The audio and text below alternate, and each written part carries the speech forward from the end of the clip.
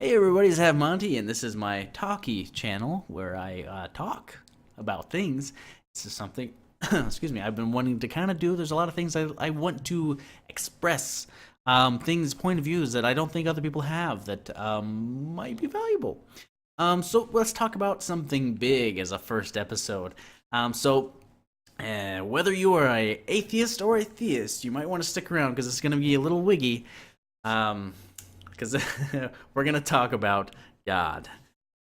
So, what makes a God? That's a big question. But I think if you boil it down to just the core substances of what a God is, I think generally people would agree God is omniscient and he's omnipresent. So, omniscient knows all, omnipresent everywhere at the same time. Two things that are very difficult to do as a human, also very difficult to understand because we have no concept of omniscience or omnipresence. So let's see, using just logical progression of arguments, if we can prove whether or not God could logically exist under those two rules. And if he did, those are understandings of what a God would have.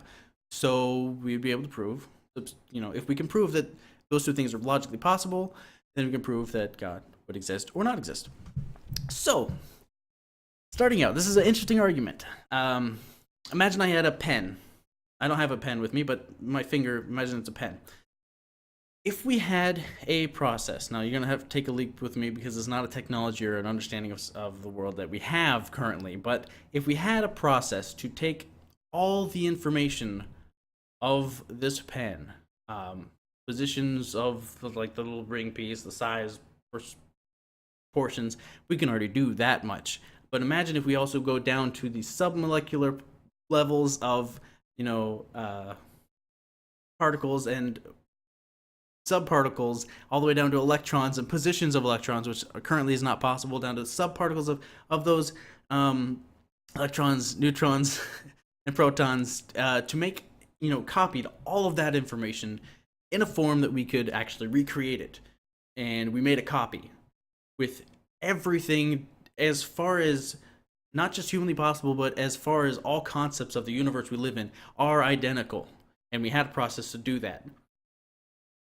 Those two pens we would consider to be identical or indistinguishable, meaning if I gave you this other pen, no process in the possible universe could discern this pen from this pen because they would be distinguishable. That's the definition. So if we had that process to do that, now which doesn't exist, but if we had that process, the knowledge, the documentation used in that process to actually manufacture that second pen, that knowledge, that understanding of that object, since it can create that object, is also indistinguishable. Now, this is a weird concept, that knowledge and understanding of something can be indistinguishable from the object itself. And that's only true if it is a complete and true knowledge of that object. So, we got a little weird there, but knowledge can be indistinguishable from a tangible physical object. That's a weird concept to wrap your head around. But if you accept that, let's see what that does in the God argument. So, God, we already said, would be omniscient. So he knows everything. So if there was a repository of information that documented everything in the entire universe, everything down, every star, every position of every planet and solar system, down to the people and organisms on those planets, down to the cells, the the basic components, all the way down to, like we said, to the subparticles and quarks and bosons and everything that we don't understand yet. If we had a repository with all of that information is indistinguishable from the universe, and it is all-knowing.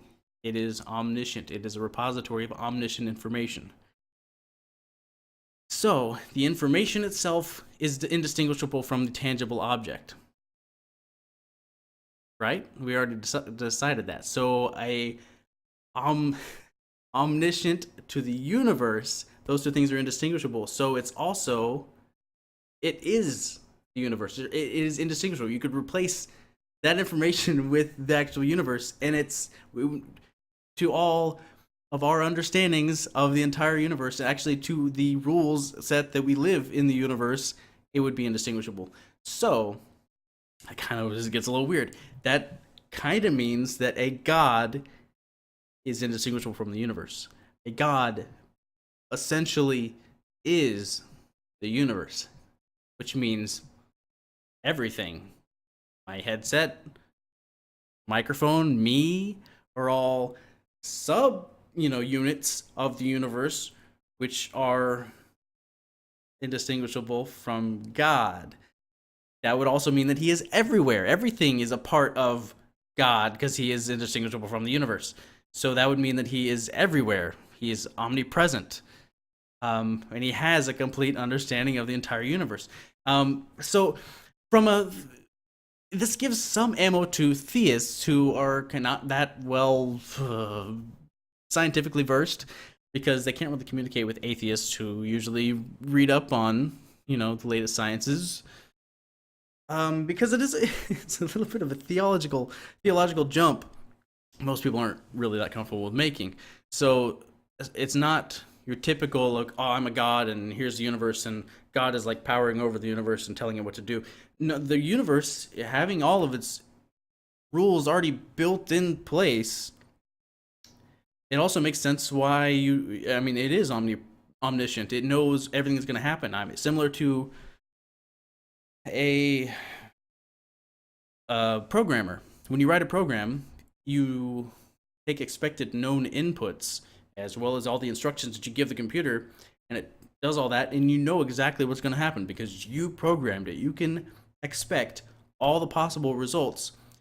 If you examine your code thoroughly enough, you can expect all possible results because you have the instructions. Same way with the universe. The universe has a set of instructions that it operates by, and they're very complex, and we don't know them all, etc., etc. But it knows all the inputs because it has everything in it, so it knows all the what's going to happen, but it hasn't happened yet. It just knows it's going to happen.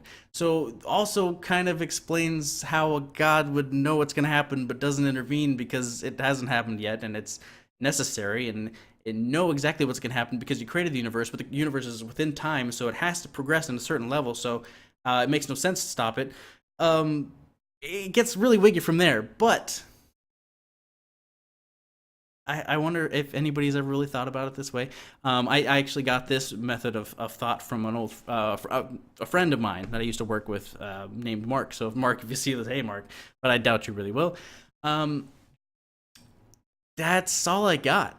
So, if you're an atheist, this might be something that you could really grasp on. You're like, oh, it's not this big bearded man in the sky. It's literally a theological presence of the universe itself that is God. It's indistinguishable. As far as the theists, yes, all those things that I just said are true, but it could also be a sentient, loving God who is in control and wrote the code of the universe, and he's just indistinguishable because he's much greater and bigger than the universe itself.